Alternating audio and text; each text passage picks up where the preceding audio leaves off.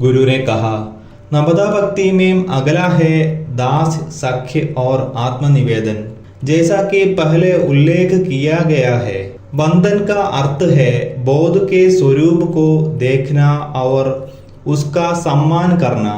यह समझना कि सब कुछ एक ही सर्वोच्च सत्ता है। उसी प्रकार सख्य का अर्थ है गुरु के साथ सखात्व भाव में चलना, जो ब्रह्म स्वरूप है, और इस वंदन बोध को अपनाकर यह पुष्टि करना कि वह परमात्मा स्वरूप और मैं एक है।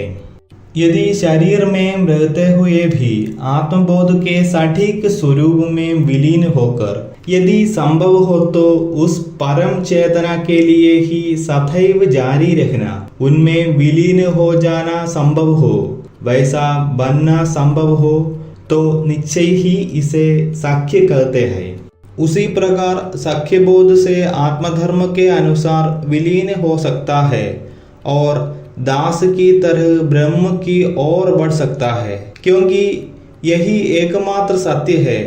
इसके लिए चाहे हम किसी से भी जुड़े या जो भी जुड़े, यह सब हमारे लिए खुद तक यात्रा करने का एक तरीका है। इसके अलावा हम अपनी ओर यात्रा नहीं कर रहे हैं, हम पहले से ही वहाँ हैं। अब हमें आत्मनिवेदन को जानने की आवश्यकता है। चाहे वह पराभक्ति हो या अपराभक्ति, इन सभी साधना मार्गों में द्वंद्व है। लेकिन जब पराभक्ति के माध्यम से आगे बढ़ते हैं तो इतने बड़े पैमाने पर कोई द्वंद्व नहीं होता है। यहाँ तक कि जब आत्मनिवेदन की बात आती है तो अगर थोड़ा सा भी द्वंद्व होता है तो वह भी गायब हो जाता है। इस प्रकार द्वंद्व भाव बदल जाता है और जीवात्मा और परमात्मा एक हो जाते हैं, और वहाँ कहने को कुछ भी नहीं है।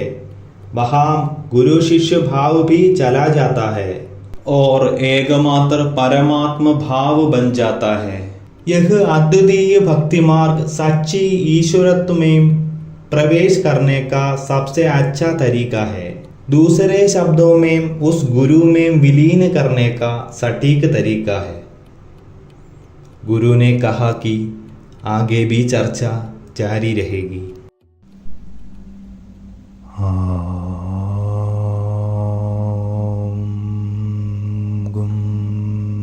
गुरुभ्यो नमः।